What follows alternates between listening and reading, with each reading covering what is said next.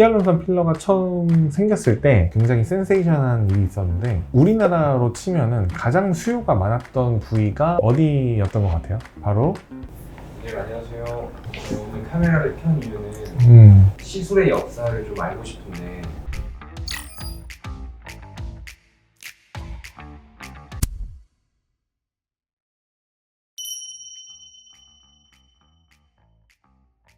일단 필러가 무언지에 대해서 먼저 알아봐야 되는데, 필러라고 하는 거는 지금은 흔히 뭐 히알루론산 필러만 이제 이야기를 대부분 많이 하고 있지만, 얼굴에 무언가를 채워 넣는, 아니면 몸에 무언가를 채워 넣는 모든 것들을 다 필러라고 통칭해서 이야기를 할 수가 있어요. 그래서 히알루론산이 개발된 게 사실 그렇게 뭐 몇백 년이 된 게 아니기 때문에 예전에는 그럼 우리 몸에 뭔가를 집어넣는 모든 것들이 다 필러가 될 수가 있었던 거죠. 최근 뭐 90년대, 2000년대 들어서 아름다움에 시술적으로 혹은 수술적으로 관심이 생겼다고 생각할 수도 있겠지만, 굉장히 예전부터 우리 몸에 뭔가를 집어넣어서 뭔가를 바꿔보려는 노력들이 간단한 시술이나 수술을 통해서 이제 아름다워지고 싶었던 욕구가 굉장히 있었구나, 그런 걸 생각해보는 계기가 또 됐었던 것 같아요. 최초로 이제 문헌으로 이제 기록이 되어 있는 필러의 시작이라고 할 수 있는 것들이 이제 1890년대 초부터 이제 시작이 되었다고 이제 기록이 좀 되어 있습니다. 독일의 의사 아돌프 류버라는 사람이 몸에 자가지방 이식을 했던 것을 이제 필러의 시작으로 우리가 생각을 하고 있어요. 지금은 뭐 의학 최첨단국, 뭐 미국이라고 생각 많이 하지만, 불과 한 1, 20년 전만 해도 독일이 굉장히 의학적으로 발달되어 있었던 나라 중에 하나고, 그러다 보니까 1890년대 독일에서 처음으로 이런 시도가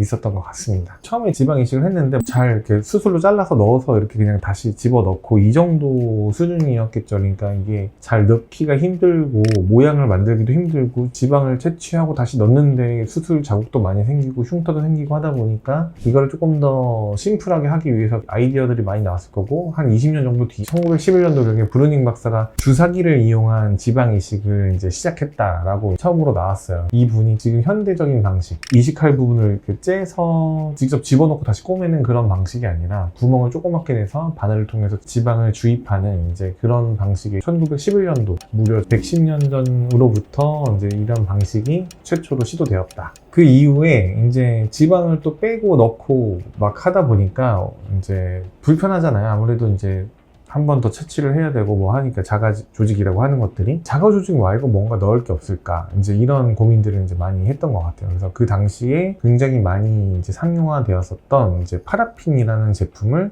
오스트리아의 거스니 박사가 파라핀을 처음으로 인체에 주입하는 시술을 시작했다고 기록이 또 되어 있습니다. 그 당시에는 우리 인체와 외부 화학 물질 간의 이제 상호작용, 면역작용, 이런 것들이 아직 굉장히 밝혀지지 않았을 때예요. 예를 들면은 간 이식 이나 신장 이식 같은 이런 것들도 지금은 다들 알고 계시잖아요. 영화에도 많이 나오고 하니까. 그러니까 나한테 적합한 생체 조직을 남한테 이식받을 때는 그런 걸, 적합한 걸 받아야 된다, 그런 게 알려지기 전이다 보니까 어떤 특정 물질을 넣어보면은 이제 괜찮지 않을까, 이렇게 좀 심플하게 좀 생각을 했었던 것 같습니다. 이 파라핀을 처음으로 넣는 시도 자체는 좋았지만, 파라핀이라고 하는 화학 물질이 부작용이 너무 많았어요. 염증이 생긴다든지 유착이 생긴다든지 다른 문제들이 너무 많이 생기다 보니까, 결국에는 이 파라핀 주입은 1920년대 이후에 법적으로 이제 금지를 당하게 됩니다. 우리가 안전한 생화학 물질을 찾아 넣기 전에는 이제 생화학 물질을 넣는 게 쉽지가 않겠구나. 그럼에도 불구하고 수술을 해야 되는 문제들과 여러 가지 다른 문제들이 있다 보니까, 다양한 생화학 물질들이 인체에 주입되는 게 이제 실험이 됐었어요. 특히 수술할 때 많이 사용하는 실리콘 같은 경우, 이제 딱딱한 모형물, 코 수술이나 뭐 턱 이런 데 할 때 많이 사용하잖아요. 면역 반응이 좀 적은 편이니까 실리콘도 아예 없진 않지만, 액체 상태의 실리콘을 주입해보면 어떨까, 이런 고민을 했었던 것 같아요. 액상 형태의 실리콘을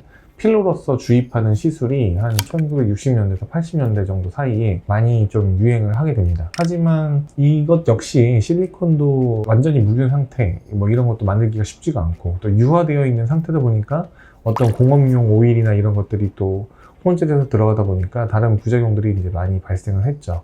그래서 이제 한 20년 정도 이제 뭐 계속 시술을 해보다가 이제 결국에는 장기적인 문제가 발생하니까 지금은 거의 퇴출되다시피 했고, 그러던 와중에 우리 사람들은 계속 뭔가 간단하게 시술을 하고자 하는 이 욕구가 계속 있어 왔고, 이때 한번 획기적인 사건이 발생하게 됩니다. 그 획기적인 사건이 유럽의 이제 큐메드사에서 이제 만든 히알루론산 필러, 지금의 레스틸렌이 되겠습니다. 그래서 이 레스틸렌 처음에 만들어진 거는 96년도예요. 1996년도. 지금으로부터 생각보다 그렇게 길지 않죠, 역사가. 한 20-30년 전에 이제 처음 만들어졌었고, 한 7년 정도 뒤인 2003년도쯤에 미국의 FDA에서 허가를 받게 됩니다. 그래서 공식적으로 히알루론산 필러의 시대가 열리게 되는 거예요. 생각보다 필러가 굉장히 오래 시술이 된 것 같지만 히알루론산 필러 자체 역사는 한 20년, 30년 내지밖에 되지 않았다. 히알루론산 필러가 처음 생겼을 때 그때부터 근현대사의 역사라고 이제 보면 되겠는데, 굉장히 센세이션한 일이 있었는데, 우리나라로 치면은 가장 수요가 많았던 부위가 어디였던 것 같아요? 여러분들도 한번 상상력을 펼쳐보세요. 그 처음에 필러가 나왔는데 가장 많은 사람들이 가장 많이 하고 싶었던 것, 우리나라에서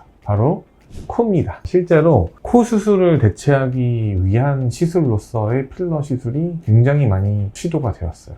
특히 우리나라 또 새로운 게 한번 들어오면 굉장히 실험적으로 도전적으로 해보기도 하고, 손기술이 굉장히 좋잖아요. 그러다 보니까 성형외과 쪽에서 수술 말고 필러로 간단하게 이제 대체할 수 있는 코 수술의 대용으로 필러 시술이 굉장히 유행을 하게 됐고요. 그러다 보니까 점점 이제 시술이 좀 발전을 하게 됐죠. 근데 그 발전하는 과정 중에서 되게 웃긴 게 부작용들 혹은 이제 만족스럽지 못한 모양들이 이제 많이 생겼어요. 뭐든지 처음 시작할 때는 완벽하지가 않아요. 하다가 보니까 문제들이 교정이 되는 거죠. 예를 들면 코 수술을 했는데 처음에는 무조건 높고 큰 코, 긴 코 이렇게 딱 만들었는데 나중에 보니까 얼굴이 너무 길어 보여. 왜 길어 보일까? 이제 다시 또 고민이 시작되는 거죠. 높이만 생각하다 보니까 이게 모양이 이제 안 예쁜 상황이 발생을 해요. 그러면 코를 좀 짧게 만들어야 되나? 그러니까 짧게 만드니까 또 너무 또 문제야. 좀 덜 높여야 되나? 더 높여야 되나? 이렇게 고민을 하다가, 이런 얼굴 형태에서는 이 정도 코 높이가 적당하고, 이런 얼굴 형태에서는 이 정도 코 길이가 적당하고, 이제 이런 것들이 점점 가이드라인이 조금 생기기 시작했죠. 수술은 이제 어느 정도 가이드라인이 조금 생기기 시작했는데, 아직 필러는 가이드라인이 없었죠. 그러다 보니까 일단은 그냥 막 넣어보기 시작했습니다. 그래도 사람들이 꽤 많이 했어요. 왜 그러냐면 비용이 압도적으로 수술보다 저렴했어요. 그리고 회복 기간이 짧았죠, 수술보다. 시술하고 뭐 한 일주일 지나면 붓기 다 빠지니까. 근데 그렇다고 뭐 엄청 저렴한 건 아니었어요. 처음에 필러 시작할 때는 한 200만원, 300만원 정도? 그때 코 수술이만 1000만원 막 이랬을 때였으니까. 그래서 이제 그 정도 비용으로 이제 시작을 했는데, 필러가 이제 처음에 모양을 이제 만들어냈는데,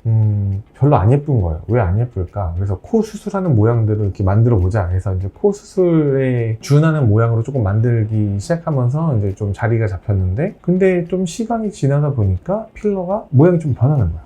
1년, 2년 지나면서 필러가 조금 퍼지기 시작하고, 그 다음에 뭉툭해지기 시작하고, 뭔가 모양이 선생님이 생각한 이제 그 아름다운 모양이 계속 유지가 되지 않고, 그 다음에 특정 부위에 뭐 코끝에 필러를 많이 넣었는데 이게 바짝 쓰지 못하고 약간 조금 뭉툭해진다든지, 뭐 이런 장기적으로 봤을 때 부작용? 아니면은 실망스러운 이제 그런 결과물들이 자꾸 나오기 시작하는 거죠. 그러다 보니까 필러 시술에 대한 가이드라인이 내부적으로 생기게 된 거예요. 점점 발전해 나가면서 지금 현재까지 지금 오게 된 겁니다. 필러의 역사에 대해서 이제 얘기하는 가장 큰 이유는 어떤 제품들이 있었고 퇴출이 됐고 지금 뭐가 남아있다. 근데 왜 퇴출이 됐냐? 이게 중요한 거잖아요. 퇴출이 되었던 파라핀이나 실리콘 오일 같은 것들처럼 지금 현재 나와 있었던 히알루론산 필러 외에 다른 필러들 중에서는 한 절반 정도가 다른 염증 반응이나 부작용들 때문에 혹은 컨트롤이 안 되는 문제들 때문에 시장에서 이제 사라지고 있어요. 그래서 지금 현재 히알루론산 콜라겐 부스터까지